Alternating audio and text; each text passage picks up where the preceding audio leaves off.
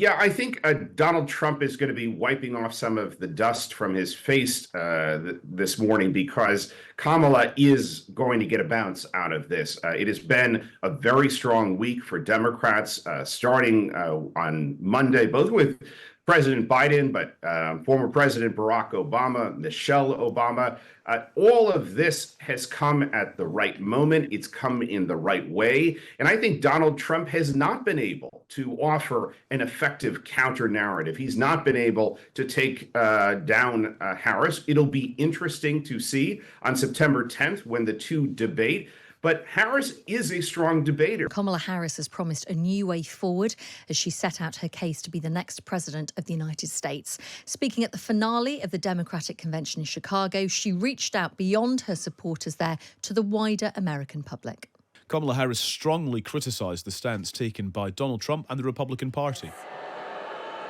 Get this, he plans to create a national anti-abortion coordinator and force states to report on women's miscarriages and abortions.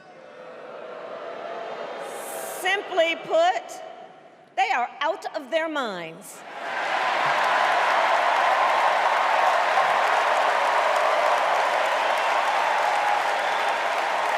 And one must ask, why exactly is it that they don't trust women? Well, we trust women. We trust women. Well, she also said she would bring her own experience to bear on one of the key issues in this election campaign, border control. After decades in law enforcement, I know the importance of safety and security, especially at our border. Last year, Joe and I brought together Democrats and conservative Republicans to write the strongest border bill in decades. The Border Patrol endorsed it.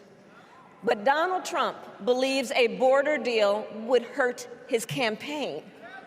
So he ordered his allies in Congress to kill the deal. Well, I refuse to play politics with our security. And here is my pledge to you. As president, I will bring back the bipartisan border security bill that he killed, and I will sign it into law. And here's Kamala Harris speaking about the conflict in the Middle East. With respect to the war in Gaza, President Biden and I are working around the clock because now is the time to get a hostage deal and a ceasefire deal done.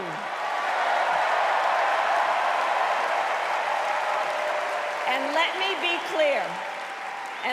be clear, I will always stand up for Israel's right to defend itself, and I will always ensure Israel has the ability to defend itself, because the people of Israel must never again face the horror that a terrorist organization called Hamas caused on October 7.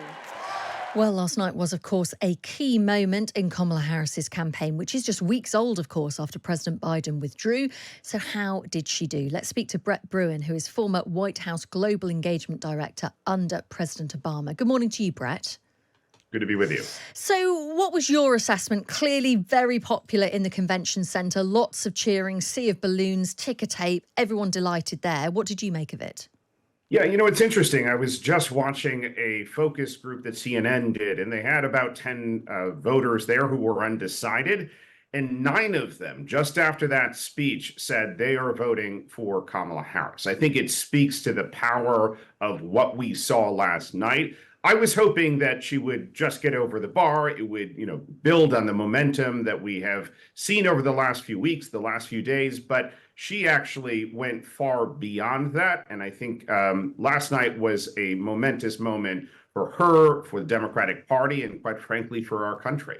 When you say she went far beyond that, just elaborate on that, because she didn't go into many specifics on policy, did she? It wasn't so much a policy speech. There will be time for policy speeches. It was an inspirational speech. It was a vision of a country going forward and going away from Donald Trump. And it was that contrast that was so important to paint because, quite frankly, for the better part of the last 12 years, I think our party has struggled to draw a contrast with Donald Trump. And last night was a remarkable rhetoric, a remarkable moment for us to really put Trump behind us. And I think both Democrats, but quite frankly, Republicans, independents, could find something in that speech they relate to, they believe in. I think we're going to see a Kamala bump after this convention, probably 5 points or even more. It's interesting as well because it feels like Donald Trump doesn't know how to almost deal with her. And she's quite good. You know, they've used the weird word. She was talking about he's not serious, but he's a serious threat. There's very much a message of undermining Donald Trump, which seems to be hitting. Would you agree with that? I would, and it's what I've been saying for years. The way to take down Donald Trump is to make him look pathetic, not, quite frankly, to try and engage on his terms. And that is what Kamala Harris and also her vice presidential candidate, Governor Tim Walz, have done so well. And I think, Kamala coming out from the shadow of Joe Biden and really articulating in a way that she's seen over the last several years, but hasn't had necessarily the platform to do it. And from day one, when she inherited this campaign from President Joe Biden, she has really driven it home as a prosecutor would drive it home to a jury in a courtroom. And I think we've seen those skills out on the campaign trail. One of the challenges this week, of course, have been the protests which have been seen by demonstrators outside in Chicago, talking about the conflict in Gaza, Israel's response to that. She mentioned it, of course, in the speech, not the protesters, but her policy. She tread quite a delicate line. Do you think she got that right in saying Israel had the right to defend itself, but she was concerned about what had happened in Gaza? Well, first on the protesters, I think it's important to note that we were expecting many more. We were expecting more violent confrontations, and we really didn't see it. So I think Harris has been able to effectively diffuse the potency of this issue, and she's done it by threading the needle that you heard last night, which is Israel has a right to defend itself. Iran is a threat. What Hamas did on October 7th is abhorrent, and we are working for a ceasefire. We are working to bring the hostages home. And she has the advantage, being vice president, that she can distance herself from some of President Biden's policies, from the position that he has articulated. And I think she's done that. And that's enough. Again, I'm sure there are many who are concerned by the situation in Gaza who would like to hear more. But what we heard last night was enough, I think, both to draw a contrast with what Trump would do, but also with what Biden has done. Kamala Harris also talked about abortion rights. She accused the Republicans of being out of their minds, but she also talked about the opportunity economy where everyone has a chance to succeed. The economy is so huge in this election. Was this about giving hope and making people believe that there is a brighter future and a better economy ahead? Yeah, the economy and particularly inflation has been a headwind for President Biden and Vice President Harris.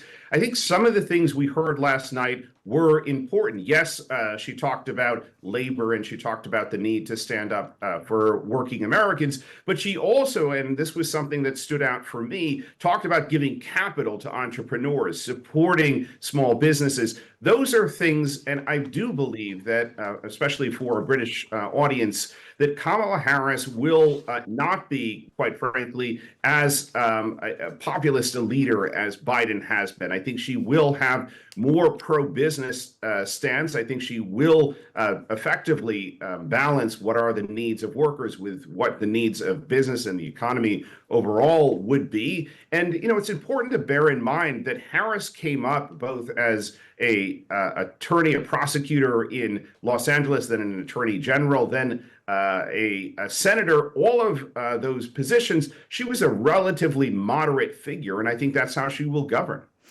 Of course, Kamala Harris has seen a bounce in the polls, quite a big bounce in the polls, but all that's done is brought her in line with Donald Trump. There's still a lot of work to be done. Is there a danger that Democrats get a bit carried away here, maybe get a bit complacent?